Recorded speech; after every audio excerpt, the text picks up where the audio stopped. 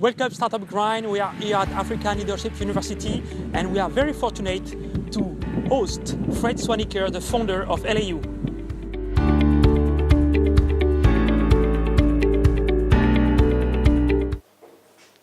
So welcome everyone. So we are happy to be here at African Leadership University and we are thrilled to welcome Fred Swaniker, which is the founder of African Leadership University. So thank you for hosting us, Fred. We are here in Mauritius in one of your campus. So I'm sure you are going to tell us about more about your entrepreneur venture and how did you start, okay? Can you perhaps introduce yourself, Fred? Yeah, welcome everybody to the campus of the African Leadership University in Mauritius. By way of introduction, I'm originally from Ghana, but I think of myself as an African because I left Ghana when I was 4, and every 4 years of my life I moved to a new country in Africa. So I lived in Gambia, and then Botswana, and then Zimbabwe, and South Africa, and then I moved to Mauritius 3 years ago. So I feel at home everywhere on the continent, and my big passion is Africa and seeing how we can really transform it. Did you always dream of being an entrepreneur? No, not at all. You know, growing up, like most families in Africa, I had a sense that entrepreneurship was actually a bit of a dirty word, right? So whenever people came to the house, if they were a doctor, they were a lawyer, or an engineer, my parents were like, yeah, these are the people that you need to be like. You need to become a doctor, engineer, you know. And if they were an entrepreneur, then they gave me the sense that this person is sort of shady. You know, the only reason they're an entrepreneur is because they couldn't get a job. So I never expected that I would be an entrepreneur, and it's not something that I looked towards doing. But so I'd say that I became an entrepreneur by accident. I became an entrepreneur really through frustration, you know, with seeing many of the things that I saw around me in Africa that I thought could be better. And what drove me to eventually become an entrepreneur is really my desire to solve some of these pain points that I saw in Africa. So that's why I say that Africa is an entrepreneur's paradise, because you know, many entrepreneurs are driven not simply by a desire to make money, but because they want to solve problems. And so if you want to see lots of problems, come to Africa. Right? So therefore, Africa really is, I think, an entrepreneur's paradise, because there's so many problems that need to be solved that no one else has solved yet. And that's how I became an entrepreneur. What inspired you to start African Leadership University? Well, you know, one of the things that I came to see as I lived in different countries in Africa was that we have a lot of potential on the continent. But the one thing that was stopping us from achieving this potential was that our people didn't have the education that they needed, right? And also that the leaders that we had were not of the right quality, right? So I began about 15 years ago something called the African Leadership Academy, which is a high school in South Africa that selects the most talented young people in every country in Africa. We bring them together for 2 years to develop their talents and their leadership and entrepreneurial skills, and to get them into top universities around the world. So that has been going on for almost 15 years now. And about 5 years ago, after seeing the impact of the work we're doing, we had 250 young people at a time coming to that academy. Most of them would leave that academy and go to universities outside of Africa. They would go to universities in the USA and Europe and everything. And so after a while, I got frustrated again. I said, why don't we have world-class universities in Africa? Our own Stanfords and Harvards and Yales and Cambridge and Oxford that could be on the continent. And also we would get thousands of applications to that academy, but we can only take, you know, a couple of hundred of them. And so we realized that we needed to do it at a bigger scale and to do it at the university level. And that's what then inspired me to think about building a new form of university that would be more relevant to Africa's needs and to be more relevant to the 21st century, and to really reimagine what a university would look like in the 21st century. Because the nice thing about starting a business in Africa is that you don't have to replicate what has been done in other parts of the world. You can really start from scratch because we don't have legacy. So I thought, actually, let's use this, because most universities haven't changed for 700 years. And because we don't have the infrastructure of existing universities, we thought, could we use this platform to build the university for the future, not the universities for the past? And then that's really what led us to start ALU. Good. What is your big area or your ambitious goal here at ALU? Well, the big challenge that we're trying to solve is leadership development and talent development for Africa at scale, right? And we need to do that at scale and at speed, right? And also in a resource constrained environment, because we don't have a lot of money in Africa, right? So Africa's population is the fastest growing in the world, and is slated to be 40% of the world's population by the end of this century. So can you imagine 40% of all the people on planet Earth are going to be African? By 2035, which is just 17 years from now, we're going to have the largest workforce in the world. 1.1 billion people are going to need jobs in Africa. But if you convert those 17 years into days, it's only 6,000 days. In fact, it's less than 6,000 days from today, where we're going to have the largest workforce in the world. So what we realized that if you're going to develop talent in Africa, you have to do it at scale. And you have to do it quickly, because we don't have time.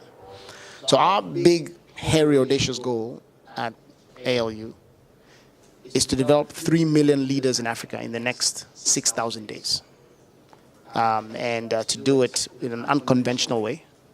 So I like to think of it as a moonshot, right? A moonshot for leadership development, for education in Africa. Really to say, how can you, in a short period of time, develop human potential at a faster pace and a higher quality and at a lower cost than has ever been done before? Because that's what this continent needs. If we don't find a way to unlock our human potential and to drive leadership and entrepreneurship, then who's going to create the jobs for those 1 billion people that will need it? So what we're trying to do is really create a group of leaders and entrepreneurs who have the highest caliber, who will address Africa's biggest challenges and greatest opportunities. So we've identified what we call the 7 great challenges of Africa and the 7 great opportunities. And these are big issues that we need to solve, but also these are where the entrepreneurial solutions are going to come from, right? Because behind every challenge is an entrepreneurial opportunity, right? And so we want this 3 million leaders that we're going to develop to be the ones to come up with the big innovations, the entrepreneurial ventures, the leadership that is going to provide opportunity for the 1 billion who will need the jobs and the livelihood in the next 6,000 days. Wow, 3 million people to form from ALU. It's a good challenge. So we hope so that you will succeed. Thank you. I hope so too. Why did you choose Mauritius to put your first campus? Because I think it's your first campus in Africa, in Mauritius. Yeah, so as I mentioned, ALU is an extension of the leadership development infrastructure that we started in South Africa, right? But it's the first, university within that infrastructure. And when, part of my philosophy is that when you're starting something in Africa, you need to go where the headaches are fewest, not where the market is biggest, right? Because, one would say, well, Mauritius is a tiny market, 1.1 million people. You're not going to have too many students there for a university. But when you're starting something new, there's so many aspects of your model that you're trying to figure out, right? You're trying to figure out your human capital, your staffing, your product, you're trying to understand your customer, you're trying to, deal with government regulation, all these things. So you don't want to, at the same time, be distracted by all these things that are not core to your business, like corruption, and you don't have electricity, you don't have water, you don't have internet access.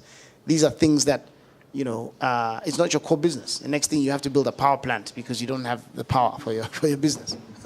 So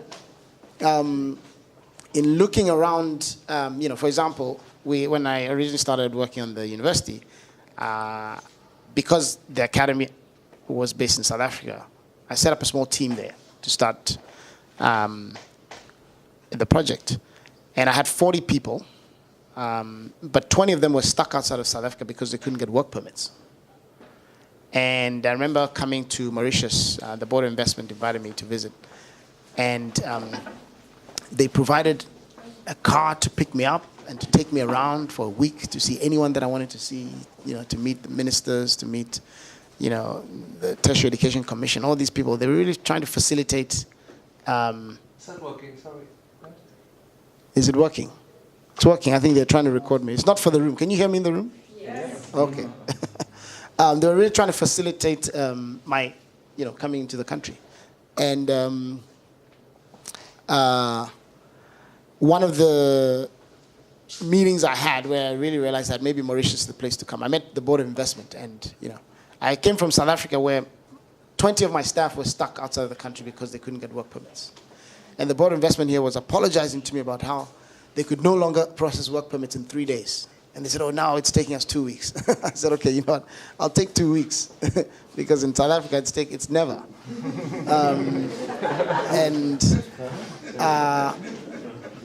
So we moved here with 40 staff, and we had work permits for them in a month, and now we have we grew to about 200 people. The other thing I like about Mauritius is the fact that it's safe, it's secure, and so when you're starting a university like this, you want parents to rest assured that their children are going to be in a safe environment. It has good infrastructure. As I mentioned, I didn't want to be distracted with, do I have electricity, do I have water, do I have internet access? Mauritius had all those things.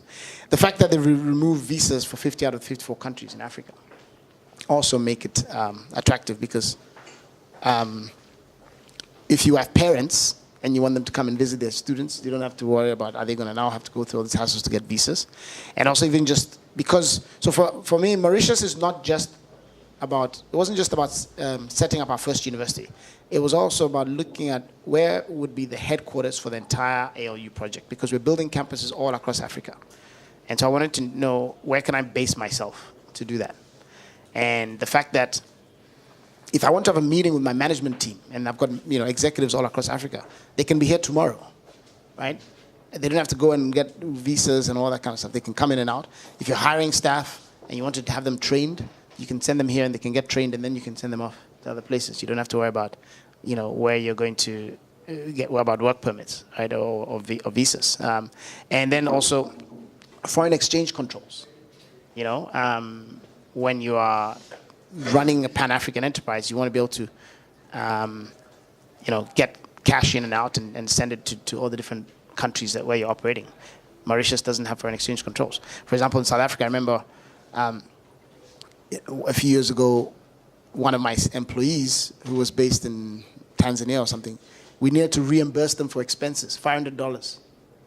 And we had to apply to the South African Reserve Bank and send the receipts from that employee for the $500 before we could transfer money to them. Like, how do you do business in that kind of environment? So coming to Mauritius, and then the second side we went to Rwanda, same thing. We've chosen the 2 countries in Africa that rank the highest in terms of ease of doing business in Africa. Right? So now that we are, we've incubated the model, we've perfected it. It's still not perfect, but we've worked on it in many ways. And you figured out a lot of the kinks. Now we can start going to the more adventurous countries, where you now have the mind share to deal with these other distractions. But Mauritius was a really good base to start, and I don't regret coming here at all. So it was not for tax. That's the last thing. Okay. How is ALU different from traditional universities? Well, as I mentioned, ALU, we're trying to completely reimagine university education because the context that we find ourselves in Africa is unique, right? So there are a few things that are different. The first is the fact that, we looked at how one of the biggest challenges when you're opening a university is your faculty. Who's going to be your professors, your teachers, right? So that's the thing that, the first thing that comes to mind when you're like, okay, I'm going to have a university. What do you need? You need professors. Now, it takes, 15 to 20 years to develop someone into a PhD, right? In Africa, we don't have a lot of professors with PhDs. Right? So initially, when I thought about the idea of building a university, I thought, well, this is not a problem we can solve in the time that we have. So I thought maybe someone else will figure this out. Our grandchildren will figure this out because we don't have enough professors. So how are we going to build a university? But then eventually, then when all this disruption started happening with, with online education and things like that, I realized that there was an opportunity to actually rethink the way we delivered education, right? So, because before, information and knowledge was a scarce commodity, right? So in order to get it, you had to go to a physical space with a professor who had all that information in their head, or to go into a library to get in the book. And that was how you learned, 500 years ago, 1,000 years ago. Now, universities haven't caught up to the 21st century. And they still, most universities, that's how you learn. You still go and you learn from that professor and from that library book. So what we realized that we had an opportunity to do was to really think about reimagining the learning to make it not dependent on a scarce resource, which is professors with PhDs, but on an abundant resource, which is students, right? So we flip the focus of the learning from being professor-centric to student-centric, where the students learn by themselves using technology, right? So I went to Stanford for my MBA. I had a great experience there, but if I think about all the professors that I had over 2 years, there were maybe 30 professors, but only 3 of them were really brilliant teachers. And if you think back to your own university education, I'm sure you can count 1 or 2 professors that were great. So why do we force students to learn from those professors at that university? With technology today, you can pick the best of the best in the world. And you can find those 3 professors at Harvard who are amazing. Find the 3 professors at ESSEC who are great. Find the 3 at, some university in Singapore who are great, right? And you can bring them together in one place using technology. You can even think about using virtual reality, right, to attend those professors' classes, right? So now you're getting the best of the best in one place, and you're learning by yourself. There's also the opportunity to do peer-to-peer learning, right, where you get the students to teach each other. Because if you have to explain something to someone else, it makes you learn it better yourself, right?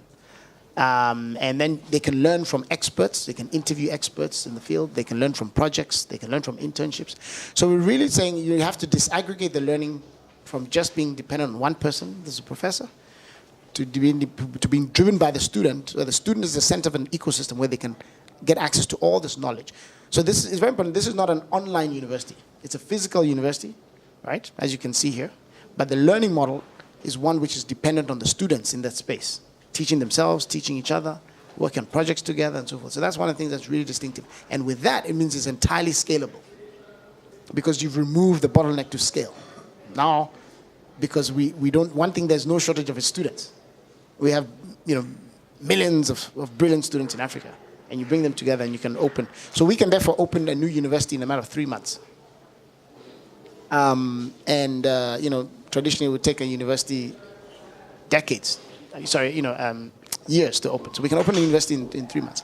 The other thing that is different is the emphasis on entrepreneurship and leadership, right? We want everyone here to not come out looking for a job, but to go out and create their own jobs, right? We want them to think about, everyone here has to go through entrepreneurship training, because we're moving into a world with artificial intelligence and automation and so forth, where many jobs are being lost, right? And you need to be able to create your own jobs. And so we want to really equip these students to be able to do that.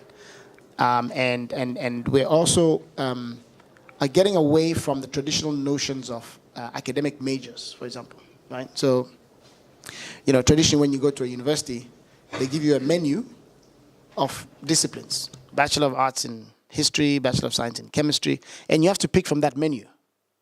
But very often that menu has nothing to do with your passions, and also has very little to do with the job that you're going to do, because the jobs of tomorrow have not been created yet. We don't know what they are.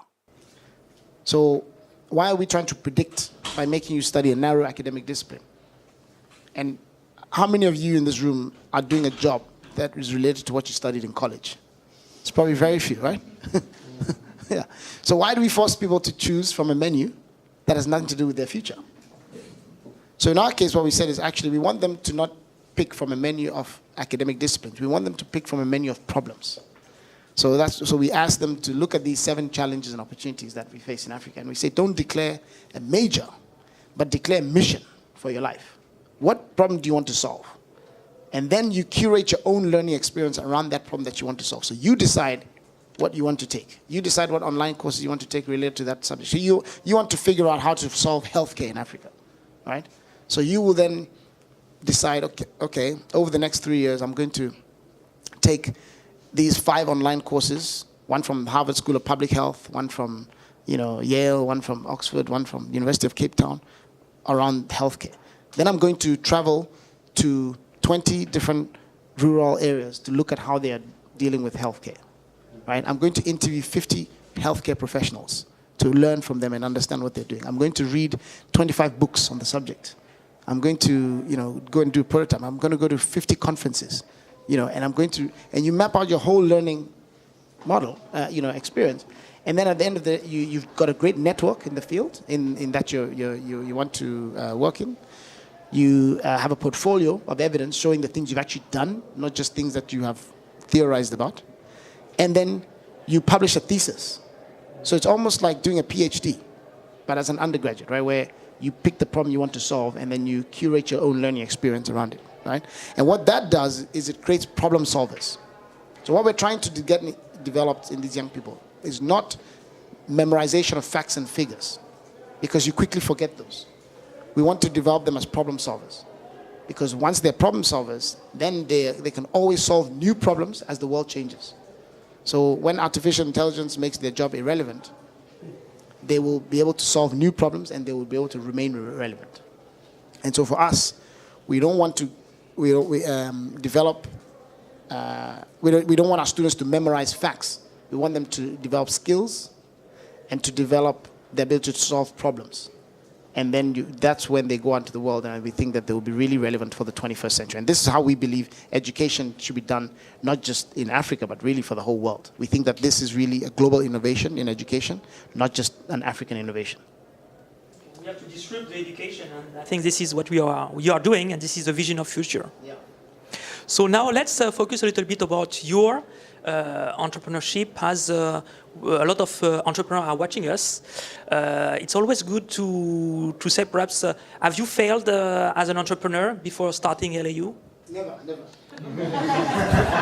Any failures. This has always been very smooth and perfect, and I sleep 10 hours a day, and everything always works. No. Of course, there have been tremendous failures. I mean, I think that the one thing there's only one thing that you can be sure of as an entrepreneur, and that is that you're going to fail. Whatever your plan is, the minute you start implementing it, it's not going to work, right? So that's one thing you absolutely can be sure of. So, for example, when I wrote the business plan for the African Leadership Academy, which was the precursor to the university, when I was doing my MBA at Stanford. And when I graduated, the first thing that we did was to start a pilot of this academy. So we said we're going to run a summer program. And so I did a projection for that first summer program. And we said we're going to bring 150 students who are going to come from all around Africa and around the world. We were doing it in Cape Town at the time to test the academy. And it was going to be a 2-month version of what we wanted to do later on. And they were going to pay $4,000 each. So we projected we were going to get $600,000 in revenue. And so I went and rented out some facilities, a small hotel that they would stay in and everything. And as we got started recruiting the students and everything, we encountered some challenges. instead of getting 150 students, we ended up with only 70 students. And of that, only 35 paid. So from the $600,000 revenue we thought we were going to get, we only had $120,000. And I had gone and rented rooms for 150 people. And the contract that I signed, because I was so optimistic, there's no room for exit from those 150 rooms. So I had to pay for all the 150 rooms. And and so that was a big lesson for me in terms of, being optimistic as an entrepreneur. When you get started, you always believe your projections, you think everything's going to work, but clearly it didn't work. Another failure I had was in that business plan for the academy. I said we were going to open in 2 years, and it was going to cost us, and we would become sustainable with just $4 million of investment. It took us 4 years before we opened, and it has taken $100 million of investment, and it's still not sustainable. So we underestimated the amount of capital that we would need by 25 times. And we thought it would open much sooner. So so those are many failures. Being overconfident, being overly optimistic, not being realistic in projections and everything like that. But on the other hand, what's also been exciting about being an entrepreneur is that even though I underestimated what I could achieve in the beginning, so I overestimated what I could achieve in the beginning, I also underestimated what I could achieve in the long term. Because it's one of the things that Bill Gates has a saying that says most people overestimate what they can achieve in 1 year and underestimate what they can achieve in 10. Right? So in my case, in a case as ALU and AL Group, at the time when we wrote the business plan, we were only planning to open one high school in South Africa with, to train 6,000 people. That was the vision 15 years ago. I had no idea at the time that would evolve into the African Leadership Academy, the African Leadership Network, which today has 2,000 members across Africa, a network of CEOs and entrepreneurs across the continent, like the Davos of Africa. I never thought it would evolve into something called Global Leadership Adventures, which is a summer program that trains young people. It has now expanded to 50 sites in 25 countries. And this year we took 5,000 students on the summer program. That one way we were struggling to get 150. This year we took 5,000 people to 50 sites in 25 countries around the world. And then I never thought it would evolve into the African Leadership University, where we already have a campus in Mauritius, one in Rwanda, 2 in Rwanda, and 1 in Kenya. We have 4 sites already open in the last 3 years. And we have 2,000 students across these campuses. And where we're going to develop 3 million leaders. So I completely underestimated that we would have achieved all this in the same time frame. But in the beginning, I completely overestimated what we could achieve. So, these are some of the things that, today, the only thing, whenever I start a new venture or, as we are building the African Leadership University, the only thing I can be sure of is that we're going to keep failing. But those failures are simply learnings. They're simply opportunities for learning. And, I don't get, I don't let it get me down. I don't lose my optimism, because you have to remain optimistic. Because eventually you will figure it out and eventually you will succeed. You have to just have faith, despite your failures. And if you do, that's how you're going to be successful as an entrepreneur. Very inspiring. Thank you, Fred. Let's talk now. You were talking about manpower in Africa, which is going to be 4 billion at the end of the century. 50% of the graduates in Africa are unemployed. How do you see a solution? Well, one of the reasons they're unemployed is that the institutions that are training them don't see employment as one of their purposes, right? So if you think about most academic institutions, universities, they see themselves as knowledge enterprises, not skills enterprises, right? So they want to give people facts and figures. They don't give them skills that employers are looking for.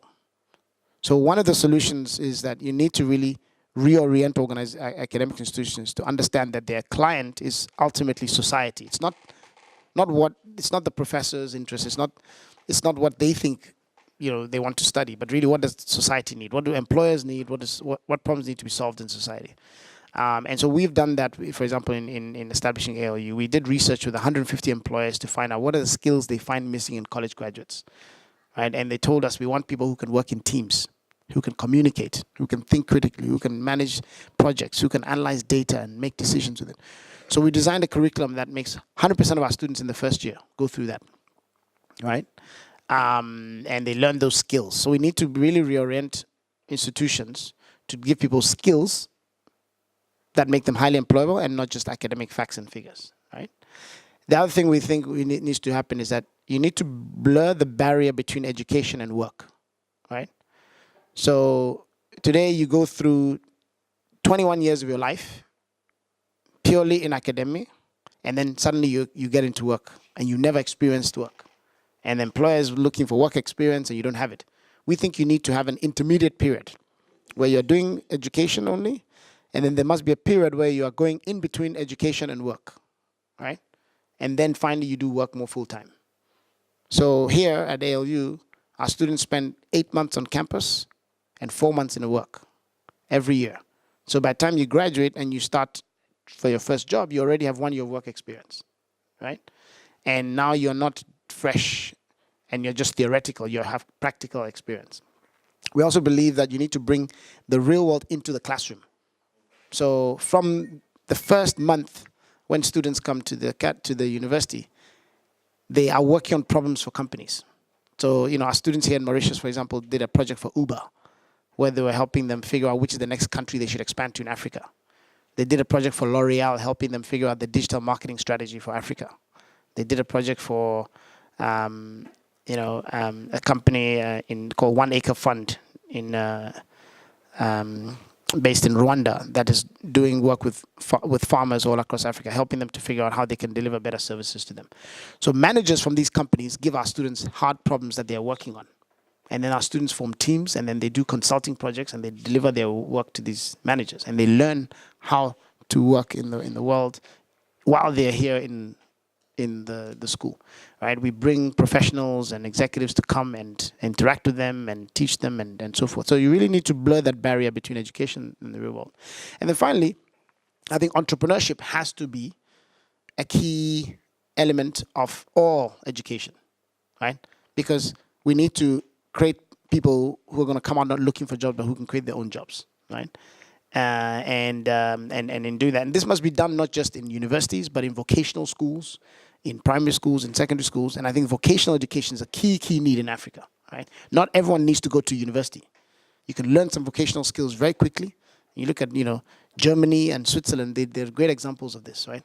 Where, there are many skills that quick people can get in 3 weeks, in 6 months, and they can, if you infuse that with entrepreneurship training, you can really boost on employment in Africa. And I think these are relatively simple solutions that we just need to do. Okay, thank you. I know you have a huge network of CEO and people in Africa. I saw you with Barack Obama a few months back.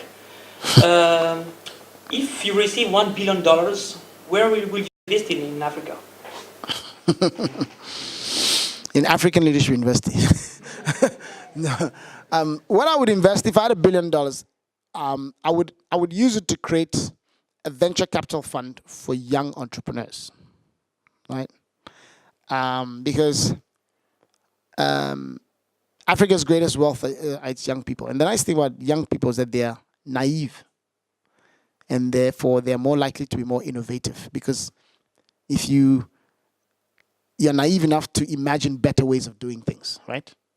And so many great ideas exist amongst young people in Africa. One of the reasons I went to Stanford for my MBA was, I wanted to see whether there was anything special in the air or the water in Silicon Valley. Because I couldn't understand why is it that, all these amazing entrepreneurs come out of Stanford and Silicon Valley, right? You know, the founders of Google came out of Stanford, the Yahoo came out of Stanford, Cisco came out of Stanford, Hewlett-Packard came out of there. So I said there must be something special about the water that they drink in Silicon Valley or the air. So I said, I'm going to go there. But when I ran there, I realized that there's nothing different about the water and the air in Silicon Valley.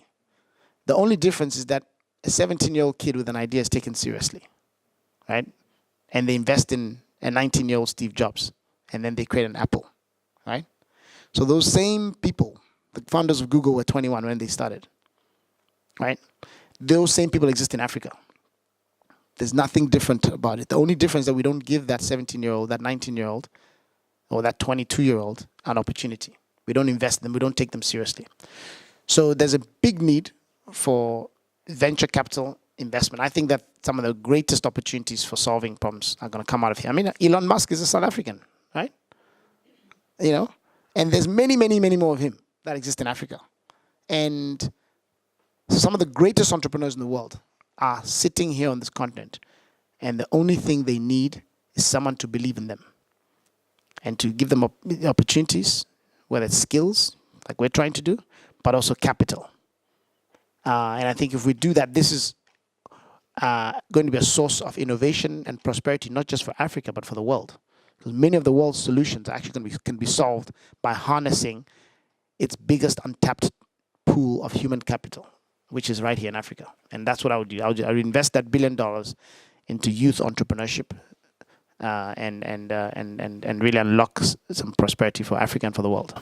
Okay, thank you, Fred. I think we can summarize everything you said by we have to push the world to invest in human capital. Is that right? In African human capital. In African. Exactly, yeah. Thank you, Fred. It was nice talking to you. Thank you, everybody. Thank you.